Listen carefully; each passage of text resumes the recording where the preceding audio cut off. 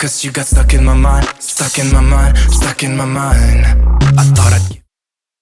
Okay, now I've shown you the move tool and I've shown you kind of what it will do in a previous video. And if you haven't watched that, I'll link that in the description or I'll pop it up in this video. But anyways, to understand layers, you really need to understand what's going on when you click them. So I'll basically show you kind of what happens when you move things around in the layer stack. So first I'm going to hit the move tool like I showed you, auto select layer, and I'm going to pick this guy right here in the back. So I'm going to name him something so we can quickly identify him. White t-shirt. Alright. Basically all I did was just double click and then you can, that pops up so you can change the name of it. But now I want to move him to the front of the layer stack. I'm going to click him and drag him. And so see how that moves him to the top? This is essentially the same thing that you'll see in Canva with the position tool. And so basically I'm going to click him and then drag him to the bottom of the stack. And now you'll see what happens. He moves to the back of the design.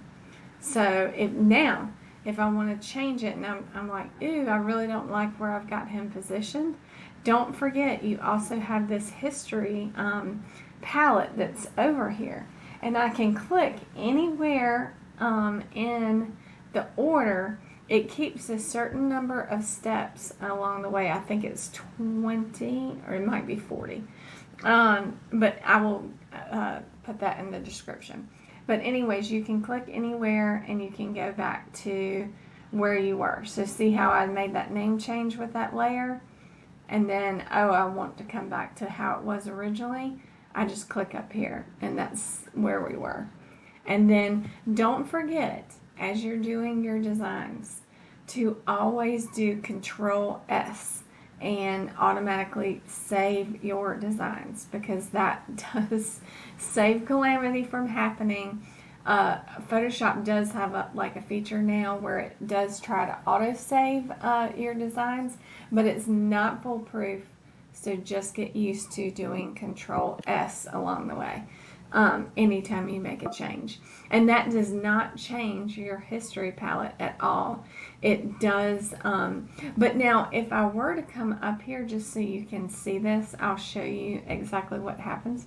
Like let's say I come up here and I click way back in the back of this design, or like in terms of like the tasks that have been performed to this design. And then I make a change and I say, oh, okay, I'm going to do this. See how that overwrote everything previously? That will make a change to this history palette. So you do have to kind of be aware of that.